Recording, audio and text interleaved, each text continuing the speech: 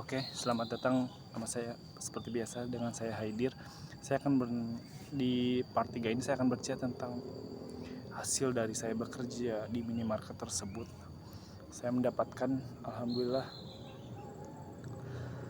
seperti yang sudah disebutkan di part 2, saya mendapatkan motor dan menginginkan kasur dan menginginkan kamar, sebuah kamar impian saya, dan saya sudah membeli yang namanya tanah adalah impian saya.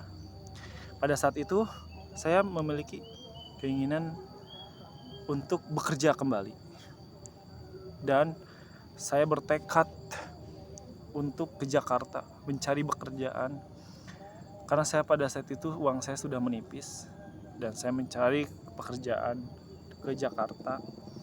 Pada saat itu saya berpikir di Dinas Ketenagakerjaan, saya datanglah sendiri ke Dinas Ketenagakerjaan di daerah saya. Kemudian saya bertemu dengan teman kenalan, dia orang Sukabumi kalau salah. Saya berkenalan di situ, kemudian saya menceritakan, kita satu sama lain saling bertukar pikiran, brainstorming. Pada saat itu kita saling bertukar informasi lowongan kerja gitu kan. Dan pada saat itu dia memberikan saya, coba yuk kita ngelamar ke sini gitu, ke perusahaan parkir yang ada di Jakarta. Baiklah, kita berdua pada saat hari itu saya melamar berdua dengan beliau. Saya melamar berdua, dan di situ saya mulai melakukan lagi yang namanya tes psikotes dan wawancara, dan alhamdulillahnya saya lolos dengan mungkin referensi dari surat referensi kerja dari perusahaan sebelumnya, yaitu minimarket. Saya diterima, dan teman saya pun belum Sukabumi diterima. Kita sama-sama diterima bareng, kita senang bareng. Dan kemudian hari esoknya saya melakukan training seperti biasa, dengan dia training bagaimana perusahaan ini bekerja dan kita bagaimana caranya bekerja. Dan saat itu saya melakukan pekerjaan pelayanan parkir, perusahaan pelayanan parkir, dan saya berjalan sehabis training. 3 hari kemudian saya bekerja di area yang sudah ditentukan oleh perusahaan. Dan saat itu saya bekerja pada hari pertama saya bekerja, saya tidak tahu apa-apa, dan mungkin dari rumah ke tempat kerja itu sangat jauh, dari Bogor ke Jakarta. Saya pikir melelahkan untuk bolak-balik. Akhirnya saya memutuskan untuk tinggal di suatu tempat, sekarang kos-kosan lah ya.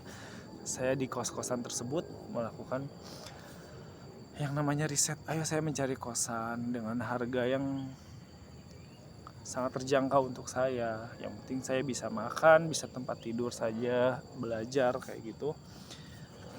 Saya melakukan pekerjaan seperti biasa, dan di hari pertama saya itu saya mengalami sebuah musibah yang namanya kehilangan handphone.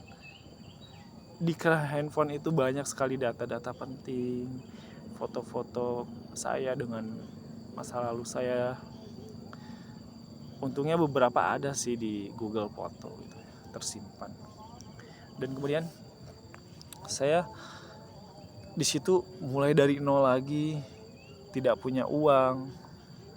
Saya berpikir untuk meminjam uang kepada kakak saya,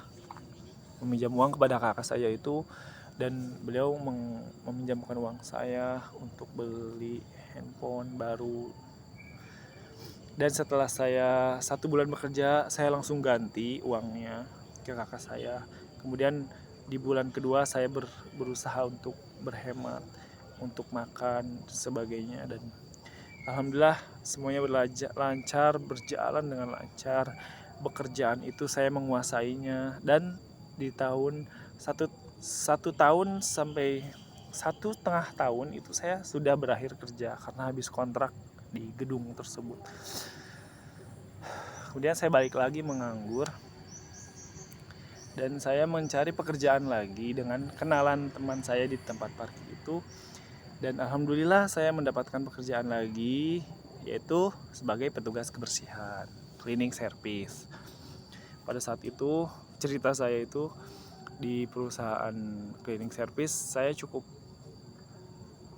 kaget. Ternyata semua prosedur kerja atau mekanisme pekerjaan di suatu gedung itu tersebut, saya menyadari bahwa gedung itu memiliki vendor, memiliki yang namanya tender gitu, bahasa bisnis mungkin ya. Dalam bisnis vendor tersebut, gedung menyewakan jasa seperti cleaning service, service parking, security, engineering, gardener, dan kalau sekarang ada face control, apalagi ya, dan sebagainya. Dan di situ saya menguasai, saya baru tahu ternyata di Jakarta itu sistem bekerjanya seperti itu. Sistem sebuah gedung, entah itu mall, apartemen, office, rumah sakit, dan lain sebagainya. Seperti itu ceritanya. Oke, di part 3 ini saya akan melanjutkan cerita tentang saya bisa sampai di titik ini di tahun 2023. Sampai jumpa di part 4.